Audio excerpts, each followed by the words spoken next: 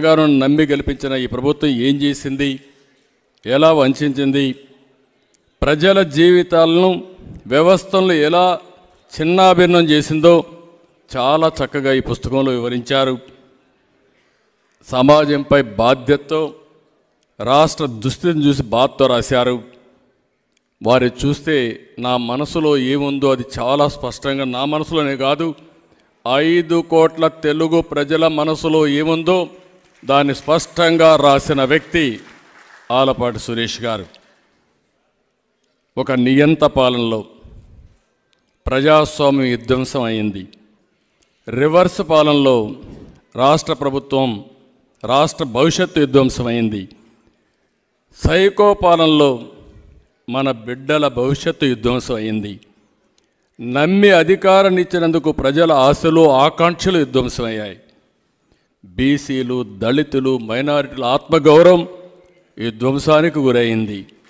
ఇవన్నీ చూసి సురేష్ ఈ పుస్తకంగాన్ని తీసుకొచ్చారు. ఒక మాటలో చెప్తున్నా, ఈ 5 ఏళ్లలో రాష్ట్ర భవిష్యత్తు విధ్వంసం అయింది, భావితరాల భవిష్యత్తు విధ్వంసం అయింది. ఈ విషయాన్ని మనందరం గుర్తుపెట్టుకోవాల్సిన అవసరం ఉంది. ఒక బ్రాండ్ దెబ్బతింటే ఆ రాష్ట్రం ఏదైనా చూడండి, మీరు ఒక వ్యక్తి కానీ, ఒక సంస్థ కానీ, ఒక రాష్ట్రం కానీ బ్రాండ్ దెబ్బతింటే మళ్ళీ దాన్ని రివైవ్ చేయాలంటే చాలా సమయం పడుతుంది. అలాంటి విధ్వంసం జరిగిందని చాలా స్పష్టంగా వారు చెప్పగలిగారు. 185 అంశాలు ఆయా సంఘటనల్ని వారు ఎంత బాగా తీసుకొచ్చారంటే అంత బాగా తీసుకొచ్చారు. ఒక రాష్ట్ర ముఖ్యమంత్రిని ప్రజలు సైకో అని పిలుస్తారంటే పరిస్థితి అందరం అర్థం చేసుకోవాల్సిన అవసరం ఉంది. ఒక్కసారి తిట్టచ్చు, కోపంలో మాట్లాడచ్చు, పదే పదే నష్టం జరిగిన ప్రతి ఒక్క వ్యక్తి కూడా సైకో సైకో అని చెప్పారంటే అందులో ఎంత యథార్థం ఉందో ఒక సంఘటన. సురేష్ గారిని ఇంకొకదానికి అభినందిస్తున్నా. ఒక వ్యక్తి విధ్వంసం చేసినప్పుడు ప్రజలకు భావితరాలకు గుర్తుండే విధంగా ఆయన రాసిన పుస్తకాన్ని అమరావతి కోసం పోరాడే మహిళలకు అంకితం చేయడం, రైతు మహిళలకు అంకితం చేయడం ఆయన నిజాయితీకి అద్దం పడుతుంది. రాష్ట్రంలో ఉండే ప్రజలందరూ అర్థం చేసుకోవాల్సిన అవసరం ఉంది. దేశంలో, ప్రపంచంలో ఉండే ప్రతి ఒక్కరు అర్థం చేసుకోవాల్సిన అవసరం ఉంది. మామూలుగా ఒక ప్రాజెక్టు కట్టాలంటే భూమి ఇవ్వడానికి ఎవరు ముందుకు రారు. ఒక రోడ్డు వేయాలంటే, ఆ రోడ్డుకు భూమి ఇవ్వాలంటే ఎవరు ముందుకు రారు. అందుకే అనేక చట్టాలను మార్చిన తర్వాత ఈరోజు మీరు చూస్తే లిబరల్గా కాంపన్సేషన్ ఇచ్చి తద్వారా ల్యాండ్ ఎక్విజిషన్ చేసే పరిస్థితికి వచ్చింది. దానికి భిన్నంగా 29,000 మంది రైతులు 35,000 ఎకరాలు భూమి స్వచ్ఛందంగా ల్యాండ్ పూలింగ్లో ₹1 తీసుకోకుండా ఇచ్చారంటే అది ఇక్కడుండే ఒక విధంగా చెప్పాలంటే త్యాగం. ఎందుకు ఆ మాట అన్నానంటే ఆ రోజు ఇలాంటి దుర్మార్గుడు హెచ్చరిక జారీ చేస్తున్నా, మా జోలికి రావద్దు. పొరపాటున వస్తే నీ సీటు మర్చబెట్టి నీకు సీటు లేకుండా చేసే బాధ్యత మేము తీసుకుంటాం. ఎలా చేస్తామో చూపించాలా ఇంకొకసారి. ఇదిగో బా జగన్,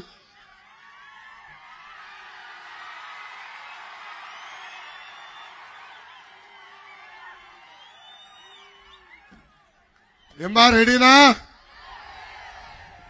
రెడీనా?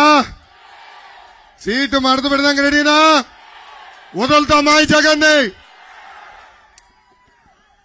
జగన్ చూస్తే ప్యాలెస్ లో ఒక పిల్లి గుర్తొస్తుంది. ఆయన చేస్తున్న తప్పులు చూపించడానికి, రైతులు చేసిన అన్యాయం చూపించడానికి రాజధాని ఫైల్స్ అని ఒక సినిమా కొంతమంది తీశారు. ఆ సినిమా బయటికి రాకుండా అడ్డుకున్నాడు. ఆ రాజధాని ఫైల్స్ సినిమా చూస్తేనే జగన్ కి భయం. రాజధాని ఫైల్స్ రాకుండా, బయటికి రాకుండా చేశాడంటే దాని అర్థం ఒక రైతుల్ని చూస్తే జగన్ కి ఉచ్చబడుతుంది. రాజధాని విషయంలో జగన్ ఎన్ని రకాలుగా జే టర్న్లు తీసుకున్నాడో ప్రజలందరూ ఒక్కసారి ఆలోచించాలి. ఆనాడు ఏకంగా వాషింగ్టన్ డీసీ లాంటి రాజధాని కడతానన్నాడు, కట్టలేదు.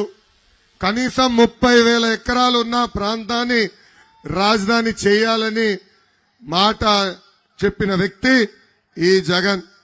అంతేకాదు, ఇప్పటికీ చిన్న రాష్ట్రం అయ్యాం, ప్రాంతాల మధ్యన చిచ్చు పెట్టకూడదని ఆనాడు చెప్పిన వ్యక్తి ఎవరు?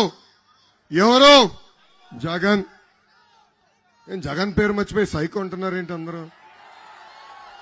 స్లీవ్స్ మడచాల్సిన సమయం వచ్చింది.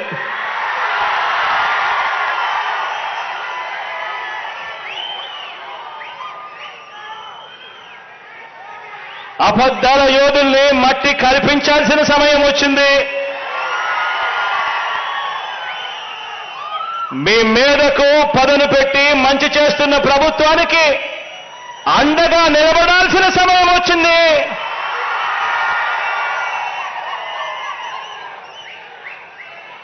పేదవాడి భవిష్యత్ మారాలంటే, వారి బ్రతుకులు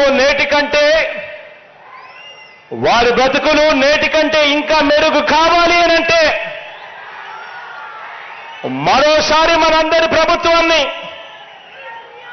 ఈ 55 నెలల్లో ప్రయోజనాలు అందుకున్న ప్రతి ఒక్కరూ సమర్థించాలని, ఆ పేదలందరికీ కూడా వివరించాలి. ఆ ప్రతి ఇంట్లో నుంచి స్టార్ క్యాంపెయినర్లుగా అక్క చెల్లెమ్మలను, ఆ అన్నదమ్మలను, ఆ అవ్వాతాతలను, ఆ రైతన్నలను తీసుకొని రావాలి. పెత్తందారుల మీద పేదల పక్షాన మనందరి ప్రభుత్వం చేస్తున్న యుద్ధంలో ఏ ఒక్క ఓటైనా కూడా బాబుకు ఓటు వేయడము అంటే దాని అర్థం తమకు అందుతా ఉన్న పథకాల రద్దుకు తామే ఆమోదం తెలిపినట్టు అవుతుంది అని చెప్పి ప్రతి ఇంటికి వెళ్ళి చెప్పాలి. మరొక విషయం కూడా చెప్పాలి. ప్రతి ఇంటికి వెళ్ళినప్పుడు మరొక విషయం కూడా చెప్పాలి. 2014 ఎన్నికల ముందు మొదటి సంతకంతో వ్యవసాయ రుణాలన్నీ కూడా రద్దు చేస్తానని, పొదుపు సంఘాల రుణాలన్నీ కూడా మాఫీ చేస్తానని, బ్యాంకుల్లో తాకట్టు పెట్టిన బంగారాన్ని విడిపిస్తానని, ప్రతి ఇంటికి ఓ జాబ్ ఇవ్వకపోతే ప్రతి ఇంటికి 2,000 రూపాయల నిరుద్యోగ భృతి ఇస్తానని 2014లో ఇదే పెద్ద మనిషి చంద్రబాబు నాయుడు చేసిన ఈ మోసాలను ప్రతి ఇంటికి వెళ్ళి చెప్పాలి.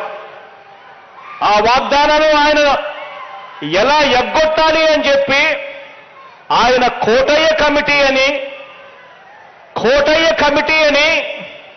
కోతల కమిటీ తాను వేస్తే, మీ బిడ్డ మీ అన్న మాత్రం ఎన్నికల మేనిఫెస్టోను ఒక ఖురాన్గా, ఒక భగవద్గీతగా, ఒక బైబిల్గా భావించి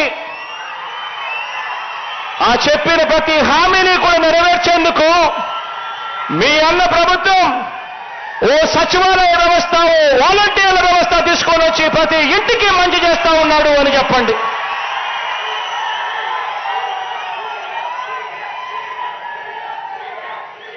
ప్రతి ఇంటికి వెళ్ళి చెప్పండి. బాబును నమ్మడము అనంటే ఇంగ్లీష్ మీడియం బడుల్ని, సిబిఎస్ఈ నుంచి ఐబీ ప్రయాణాన్ని, నాడు నేడుని, అమ్మ ఒడిని, గోరు ముద్దును, పిల్లలకిచ్చే ట్యాబులని, ప్రతి క్లాస్ రూమ్ను కూడా డిజిటైజ్ చేస్తూ ఐఎఫ్బి ప్యానెల్స్ పెడతా ఉన్నా మన స్కూళ్ళని, మన క్లాస్ రూములను, వీటి అన్నింటికీ కూడా రద్దు చెబుతూ చంద్రబాబు నాయుడు గారికి ఓటేయడము అనంటే మన పిల్లల బంగారు భవిష్యత్తును మనమే తాకట్టు పెట్టడము అని చెప్పి ప్రతి ఇంటికి వెళ్ళి చెప్పండి. ఏ ఒక్క రైతైనా కూడా బాబు వాగ్దానాన్ని నమ్మడము అనంటే 2014లో మాదిరిగా మరోసారి తాము నిలువులా మునగడానికి సిద్ధం కావటమే అని చెప్పి ప్రతి రైతన్నకు వెళ్ళి చెప్పండి. ప్రతి అక్క చెల్లెమ్మకు వెళ్ళి చెప్పండి. ఏ ఒక్క అక్క చెల్లెమ్మైనా బాబు మాటను నమ్మటము అనంటే పూర్తిగా పొదుపు సంఘాల రుణాలన్నీ కూడా మాఫీ చేస్తానని, ఏడాదికి 12 గ్యాస్ సిలిండర్లు సబ్సిడీ మీద ఇస్తానని తాను చెప్పి 2014 ఎన్నికల తర్వాత నిలువున దగా చేసిన బాబును మళ్ళీ ఎవరైనా నమ్మవచ్చా అని చెప్పి ప్రతి అక్క చెల్లెమ్మను వెళ్ళి అడగండి.